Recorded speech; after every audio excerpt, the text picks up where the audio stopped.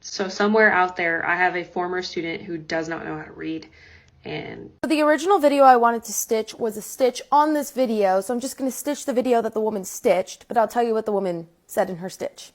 The video of the woman that stitched the video I stitched, she said how she had problems with reading and dyslexia, and she's a grown-ass adult that does not know how to read. She only knows how to read at third grade level. And one of the stories that she said of kind of realizing of how difficult she was making it for other people, mostly like parents and adults, was when her mother started crying, I think it was. Yeah, like her mom started crying because she didn't understand and get the words, and she started getting frustrated. And it reminds me of how I lucked out that I was even able to learn how to read, because I have autism. I also have some dyslexia, and I couldn't read until about the age, I couldn't talk until 5, and then I couldn't read until about the age of 8 or 9, and that was out of pure, there's a lot, okay, I'm sorry. Didn't understand what words were, okay?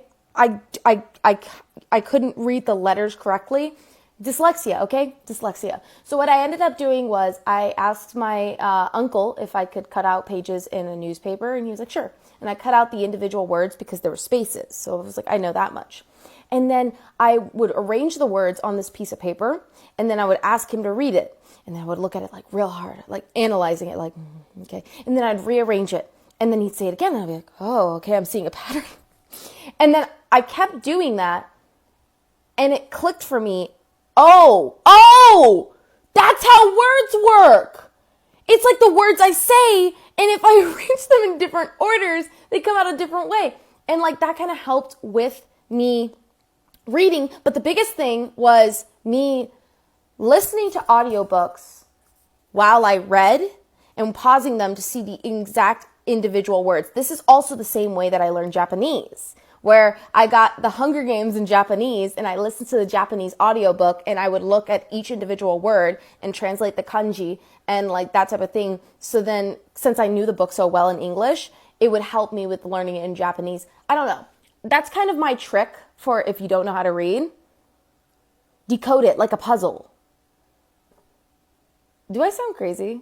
Did anyone else learn how to read that way? Also, I cannot read fast because my mental voice has to read, and it's at the pace of speaking.